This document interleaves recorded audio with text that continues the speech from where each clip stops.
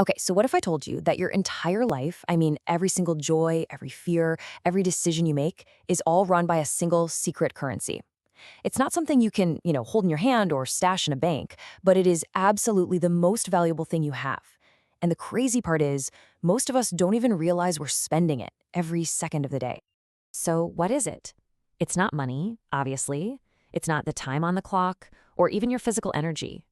So, what is the one thing that truly, fundamentally dictates the quality of your life from one moment to the next? Yep, images. It's really that simple and that unbelievably profound.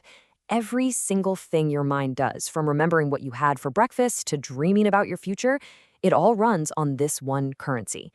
And look, this isn't just some cool abstract idea, it's the basic operating system of your consciousness. And just so we're on the same page, when I say images, I'm not just talking about a photograph you'd take with your phone. I mean the raw material of your mind. These are the actual building blocks of every thought, every feeling, the very fabric of what you call reality. Let's try a metaphor to make this super clear. Just imagine for a second that your mind is like an internal movie theater. There's a projector in there that is running 24/7 without a single break. From the second you wake up till the moment you fall asleep, it is constantly beaming a movie onto the screen of your awareness. And hey, don't just take my word for it. Let's test it out right now. Think about having a piece of cake. What just happened in your head? You saw an image of it, right? Okay, now think about a nice, comforting drink at sunset. See? An image pops up. Thinking, remembering, planning. When you get right down to it, it is all just creating images. And this is where it gets really, really interesting. The state of that projector, that is your emotional state. When the film stops and there are too few images playing, what do we feel? Boredom. When there are way too many images, all rushing and clashing into each other, that's what we call mental noise, that scattered, overwhelmed feeling. But the big one is this. When that projector gets stuck on one single negative frame, that is the birth of tension. This fixation, this constant, relentless focus on one painful image, a mistake you made, a fear about the future, it's like you're stretching a wire inside your mind. And with every single loop of that thought, you're just pulling it tighter and tighter and tighter. And this progression is so, so important to get. That initial tension, if you let that image just play on a loop, it evolves into anxiety. That's the wire being stretched for way too long. And if it's stretched to its absolute limit, its breaking point, that can lead to depression. And it all starts with the power of a single internal image. So that's the projector running inside our heads.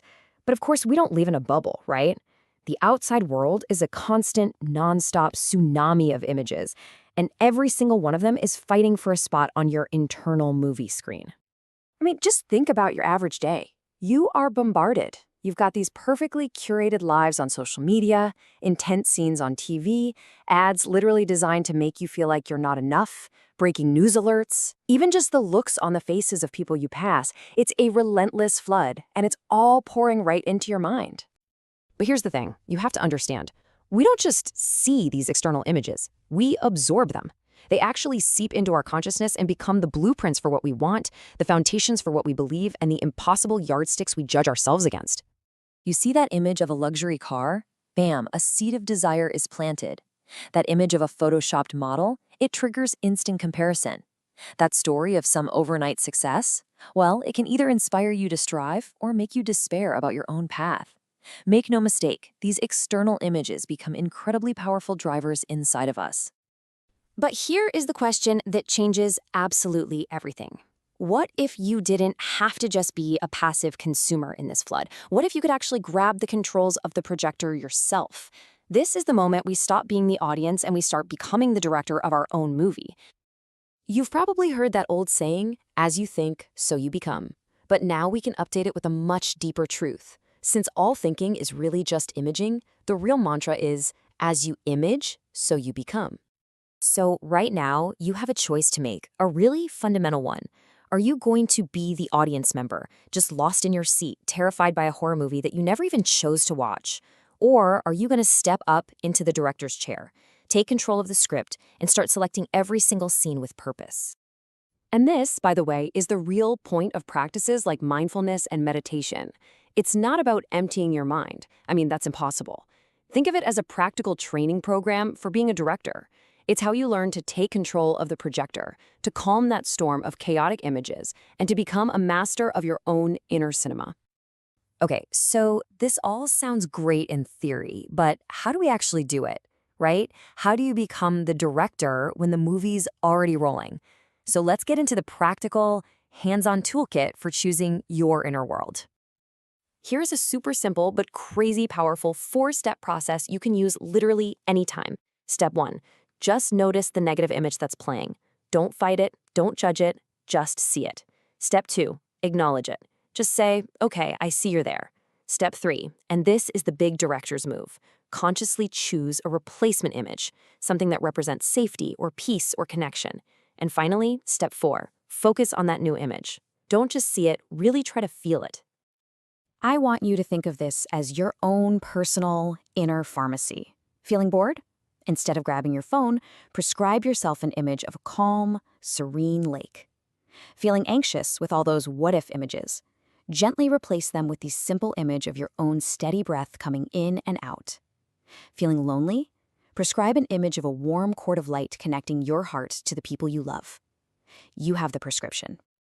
You have to understand, this isn't just wishful thinking. This is your greatest, most underused superpower. The power to choose the film, the power to visualize, the power to dream. It is the power to create your reality, quite literally, from the inside out. And here's the truly amazing part. As you practice this, as you consistently and consciously choose to project images of peace and love and success onto your inner screen, your external world will slowly but surely start to reflect that inner beauty. It has to. So if you don't remember anything else from this, please remember this. You are not a passive victim of your thoughts. You are the creator of your internal world. You hold the paintbrush. You mix the colors. The whole canvas is yours.